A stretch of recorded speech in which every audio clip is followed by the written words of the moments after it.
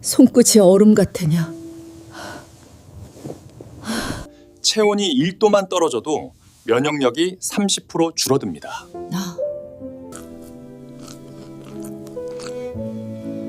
이렇게 먹으면 괜찮을까? 몸이 따뜻해지니 정말 다르네요.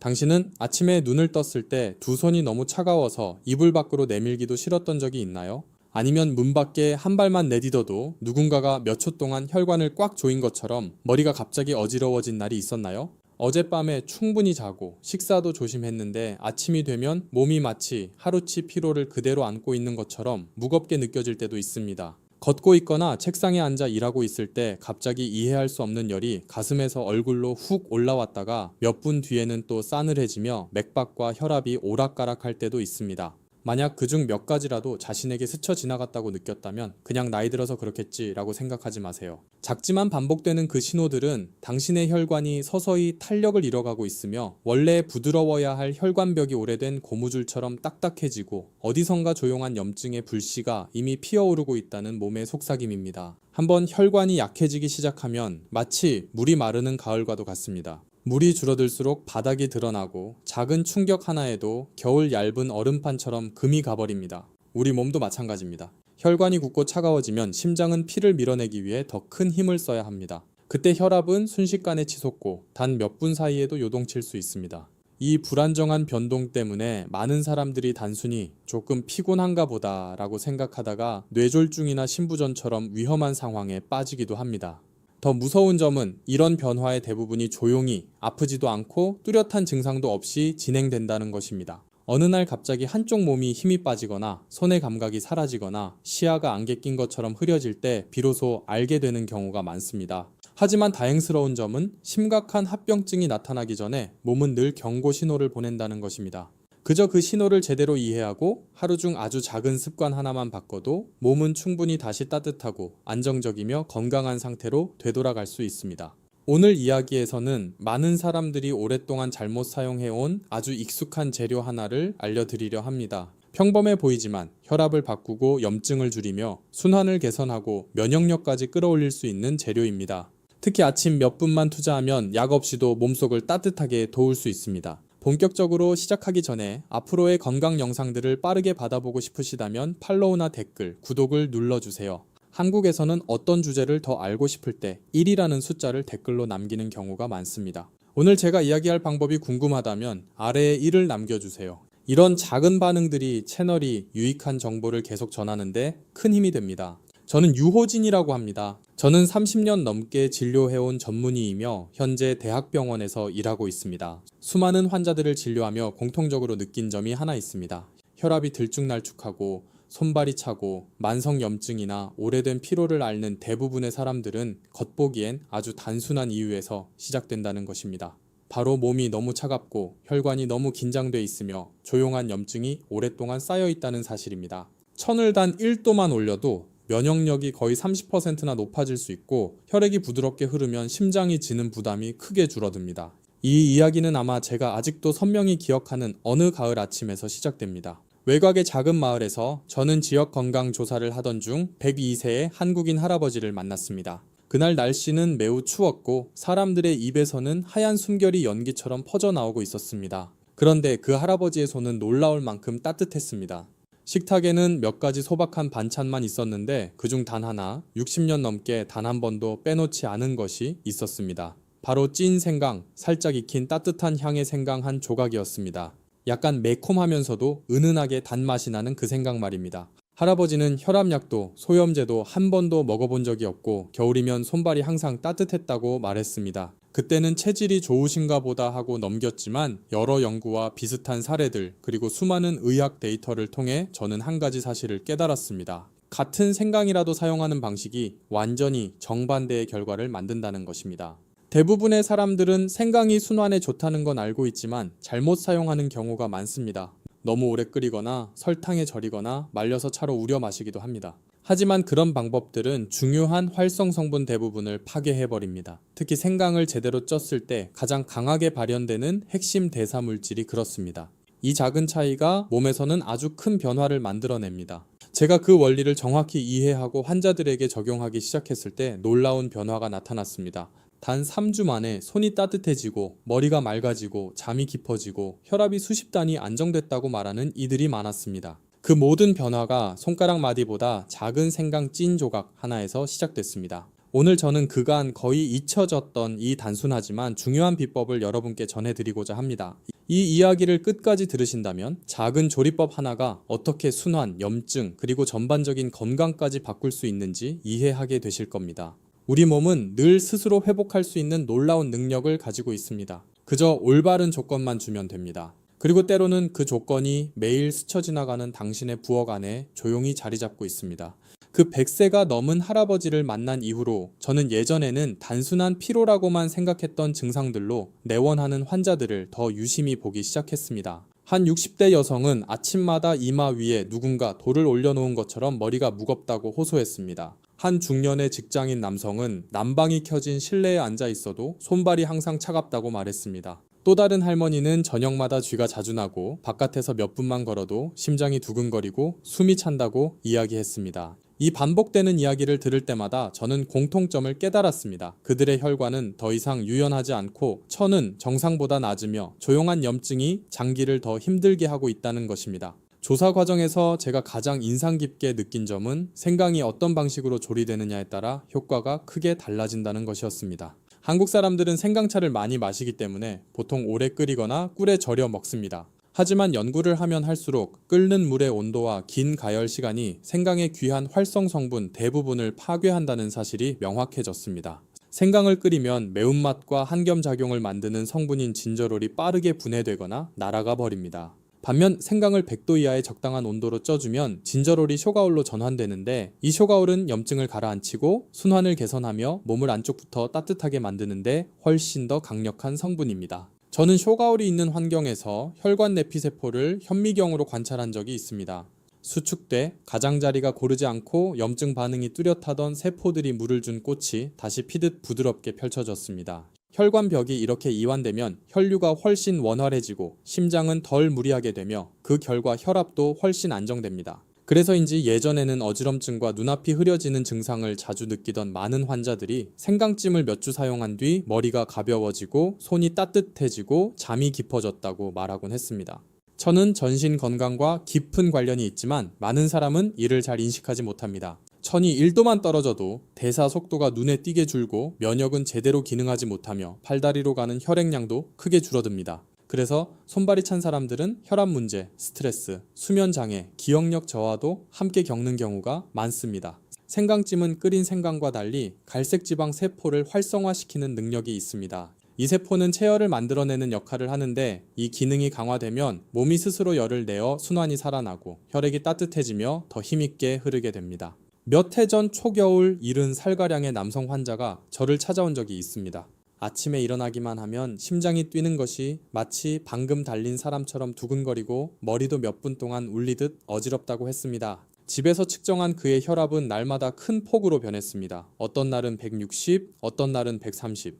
식습관을 물어보니 매일 아침 뜨거운 생강차를 마신다고 했습니다. 몸을 따뜻하게 하기 위해서였다고요. 하지만 그의 말을 듣자마자 저는 문제가 무엇인지 알았습니다. 끓인 생강에는 쇼가올이 거의 없고 거기에 넣는 설탕이나 꿀은 혈관을 더 긴장시키기 때문입니다. 그래서 저는 아주 작은 변화를 제안했습니다. 아침 식사 후 30분쯤 지나 손가락 끝 정도 크기의 생강찜 한 조각을 먹어보라고 했습니다. 그뿐입니다. 설탕도 끓이는 과정도 없이 2주 뒤 그는 다시 병원을 찾았습니다. 저를 보자마자 웃으며 손을 내밀었는데 이번엔 그 손이 확실히 따뜻했습니다. 아침에 더는 어지럽지 않고 심장 박동도 안정됐다고 했습니다. 집에서 잰 혈압도 11호 정도만 움직였는데 이는 고령층에게 매우 정상적인 범위입니다. 그가 가장 놀랐던 점은 생강찜을 먹을 때마다 배에서부터 따뜻함이 퍼져 손과 발끝까지 전달되는 느낌이었습니다. 이는 쇼가올이 잘 흡수되고 체내의 자연 발열 시스템이 활성화될 때 나타나는 아주 전형적인 반응입니다. 이런 사례들을 많이 접할수록 저는 더욱 확신하게 됐습니다. 생강찜은 단순한 민간요법이 아니라 생강을 올바르게 처리했을 때 나타나는 활성 성분 변화에 기반한 과학적 해결책이라는 것을. 생강생것은 일시적인 자극과 따뜻함만 주지만 생강찜은 훨씬 더 길고 깊고 부드러운 효과를 제공합니다. 생강차처럼 몸을 갑자기 뜨겁게 만들었다가 금방 식히는 것이 아니라 안쪽에서 오래도록 따뜻함을 유지하며 혈관을 수시간 동안 편안하게 이완시킵니다. 또 하나 깨달은 것은 생강찜이 자율신경계에 직접적인 작용을 한다는 점입니다. 스트레스가 많은 환경에서 살거나 잠을 잘 못 자는 사람들은 교감신경이 늘 과하게 활성화되어 있어 혈압이 오르고 심장이 빨리 뛰며 몸이 항상 긴장 모드에 머물게 됩니다. 생강찜을 먹으면 순환이 부드러워지고 호흡이 느려지고 머리가 맑아지며 마치 누군가가 몸의 조절 스위치를 돌려 균형 상태로 되돌려 놓는 듯한 느낌을 받게 됩니다. 어떤 환자들은 잠이 더 잘 오고 밤중에 깨는 일이 줄었다고 말하기도 했습니다. 저는 혜진이라는 이름의 80에 가까운 할머니를 만난 적이 있습니다. 그분은 가벼운 관절염이 있었고 추운 날이면 무릎이 자주 붓는 분이었습니다. 겨울만 되면 다리가 돌을 달아놓은 것처럼 무겁고 걷기 힘들고 때때로 무릎에서 발목까지 저릿하다고 했습니다. 저는 매일 생강찜을 시도해보라고 권했습니다. 4주 후 다시 오셨을 때 걸음걸이는 훨씬 가벼웠고 표정도 밝아졌습니다. 생강의 따뜻함 덕분에 다리가 덜 차고 관절 통증이 줄고 붓기도 많이 가라앉았다고 했습니다. 이는 제가 알고 있던 자료와도 일치했습니다. 쇼가올은 연부 조직, 특히 관절과 혈관의 염증을 줄이는 데 뛰어난 능력을 가지고 있습니다. 이런 사례들을 통해 저는 더 확신하게 됐습니다. 생강찜은 기적의 방법이 아니라 그저 몸을 본래의 리듬으로 되돌려주는 과정이라는 것을, 순환의 리듬, 천의 리듬, 면역의 리듬 모두 따뜻함과 흐름에 기반하고 있습니다. 우리 몸은 따뜻함을 좋아하며 그 방향으로의 작은 자극만 있어도 어떤 약보다 강하게 스스로 회복하려는 힘을 끌어냅니다. 만약 당신이 혈압약을 여러 번 바꿔도 여전히 안정되지 않거나 충분히 먹고 자도 손발이 차갑거나 아침마다 몸이 무겁게 느껴진다면 생강찜 한 조각의 힘을 절대 가볍게 보지 마세요. 큰 변화는 작은 것에서 시작되며 때때로 몸은 아주 미세한 따뜻함 하나만으로도 스스로 치유를 시작하기도 합니다. 더 많은 환자들에게 올바른 방식의 생강찜을 안내하면 할수록 저는 한 가지 중요한 사실을 깨닫게 되었습니다. 바로 모든 사람이 생강을 올바른 시점과 올바른 양으로 사용하고 있지는 않다는 것입니다. 많은 사람은 생강이 좋으니 많이 먹을수록 좋다. 2통이면 진한 생강차를 마시면 된다. 혹은 아침마다 꿀을 듬뿍 넣은 생강물을 마셔야 속이 따뜻해진다고 생각합니다. 하지만 더 관찰할수록 이런 오해들이야말로 효과가 나타나지 않는 이유이며 오히려 상황을 더 악화시키는 원인이라는 것이 분명해졌습니다. 어느 날 한 50대 남성이 지친 얼굴로 진료실에 들어왔습니다. 그는 최근 2주 동안 위가 늘 화끈거리고 먹기만 하면 불편하며 밤마다 뒤척이느라 잠을 잘 수 없다고 말했습니다. 식습관을 물어보자 그는 자신있게 대답했습니다. 요즘 건강을 챙기려고 매일 아침 꿀생강물을 마신다는 것이었습니다. 그 말을 듣는 순간 저는 문제를 바로 알아차렸습니다. 그는 위가 가장 약한 시간대에 생강을 마시고 있었던 것입니다. 아침의 빈속 상태에서는 위산이 아직 안정되지 않아 생강 속의 진저롤과 쇼가올 같은 매운 성분이 위점막을 강하게 자극해 화끈거림과 소화 불량을 일으킵니다. 여기에 꿀의 당까지 더해지면 위벽에 가해지는 압력은 더 커지고 천천히 깨워줘야 할 위가 오히려 과도하게 자극을 받게 됩니다. 저는 그에게 이 방법을 잠시 중단하고 아침 식사 30분 후에 손가락 끝만한 크기의 생강찜을 먹도록 바꾸라고 했습니다.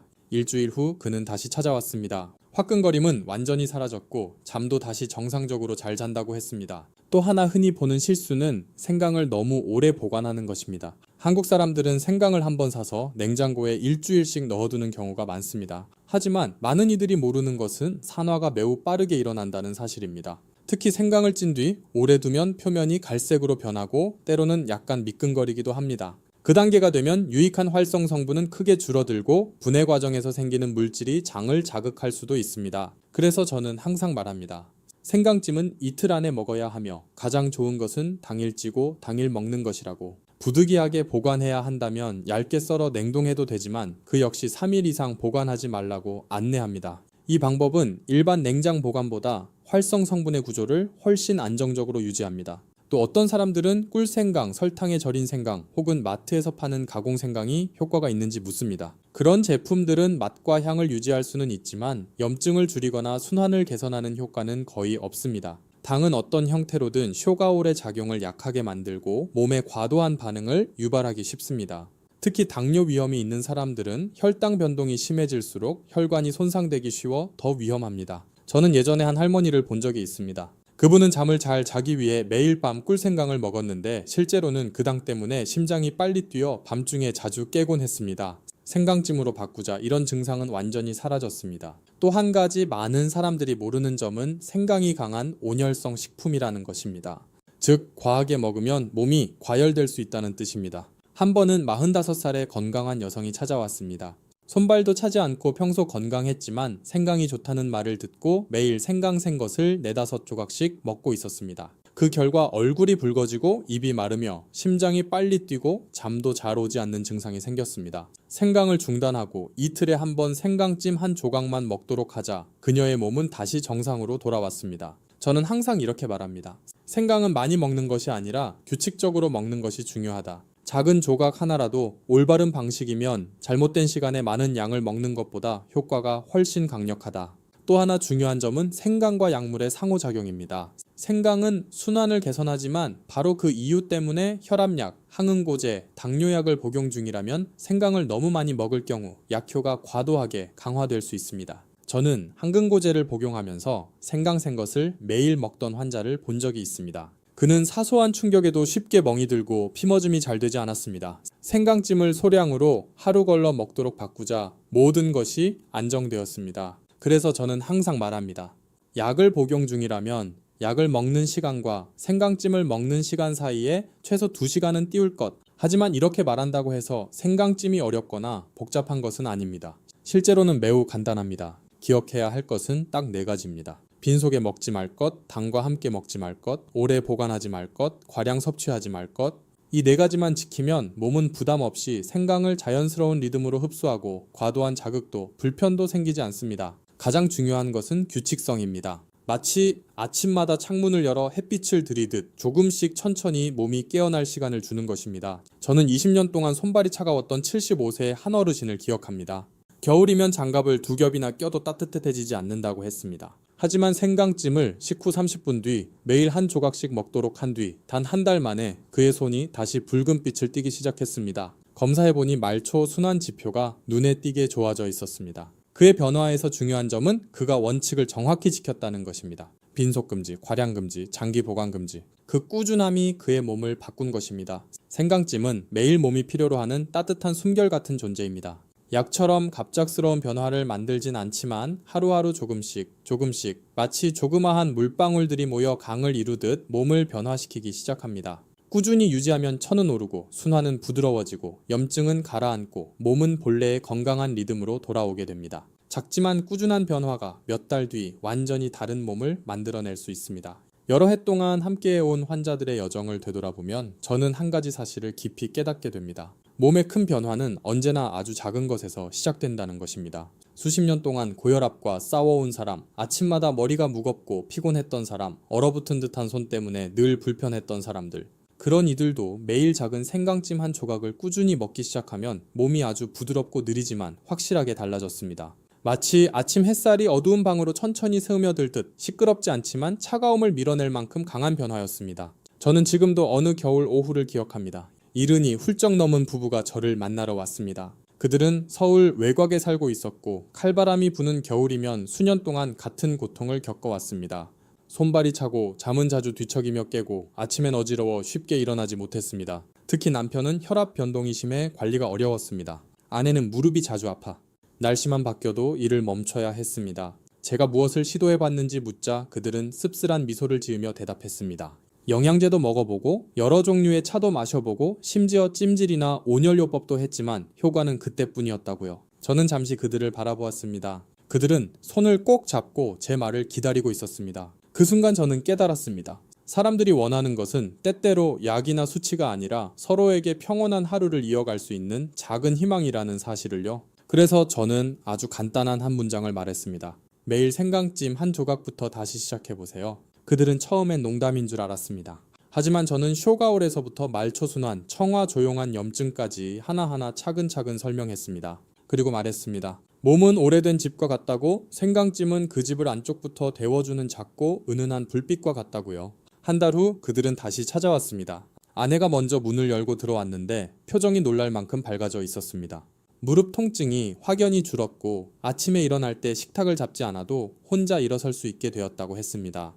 남편도 제 앞에서 손바닥을 펼쳐 보이며 말했습니다. 여러 해 만에 손끝까지 따뜻함이 느껴졌습니다. 혈압은 아침마다 튀어오르지 않고 하루 종일 안정적으로 유지됐습니다. 그들은 고맙다고 여러 번 말했지만 제가 느끼기엔 그들이 고마워한 것은 제 말이 아니라 오랜 시간 거칠어져 있던 몸이 드디어 조용히 가라앉고 있다는 사실이었습니다. 저는 이것이 생강찜이 특별한 이유라고 생각합니다. 생강찜은 몸에 들어가 숫자를 억지로 바꾸는 강한 약이 아닙니다. 몸이 거부감을 느끼게 하지도 않습니다. 대신 몸이 가진 고유의 리듬에 자연스럽게 맞추어 조금씩 천을 올리고 혈관을 이완시키고 염증을 줄여갑니다. 이 세 가지가 동시에 좋아지면 건강은 뿌리부터 회복됩니다. 천이 안정되면 순환이 좋아지고, 순환이 좋아지면 산소와 영양이 온몸으로 퍼지고, 모든 조직과 장기가 충분히 공급받기 시작하면 몸은 스스로 균형을 되찾습니다. 어느 날 아침 진료실에 들어섰을 때 환자들이 따뜻한 물컵을 들고 앉아 "선생님, 오늘도 생강 먹고 왔어요" 라고 말할 때가 있습니다. 그 순간의 행복함은 말로 설명하기 어렵습니다. 제가 말한 대로 실천해서가 아니라 스스로 변화를 만들어냈다는 사실 때문입니다. 몸은 정말 놀라운 존재입니다. 올바른 것을 주면 언제나 올바른 방식으로 반응합니다. 저는 늘 말합니다. 생강찜은 마법이 아닙니다.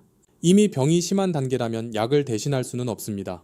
오랜 세월 쌓인 손상을 즉시 되돌릴 수도 없습니다. 하지만 몸이 스스로 회복할 수 있는 환경을 만들고, 심장의 부담을 줄이고, 혈관을 부드럽게 하고, 면역이 균형 있게 작동하도록 도울 수는 있습니다.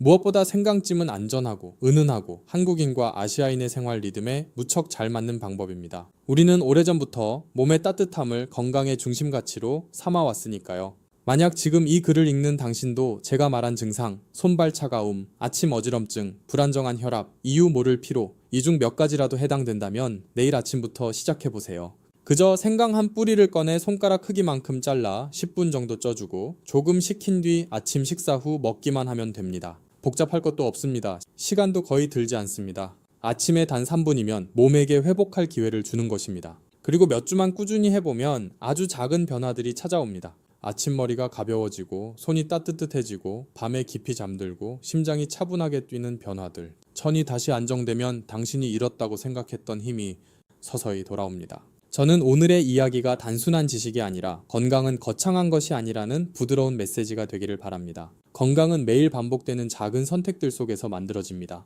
아주 작은 생강찜 한 조각이 당신의 하루에 새로운 리듬을 만들 수 있습니다. 마치 아침마다 창문을 열어 빛을 드리는 것처럼요. 이 긴 이야기를 끝까지 읽어주셔서 정말 감사합니다. 만약 이 정보가 도움이 되었다면 댓글이나 팔로우 혹은 사랑하는 사람에게 공유해 주신다면 정말 큰 힘이 될 것입니다. 당신의 작은 관심이 제가 더 좋은 건강 이야기를 전할 수 있는 큰 원동력이 됩니다. 당신의 매일이 따뜻하고 평온하고 건강하기를 바랍니다.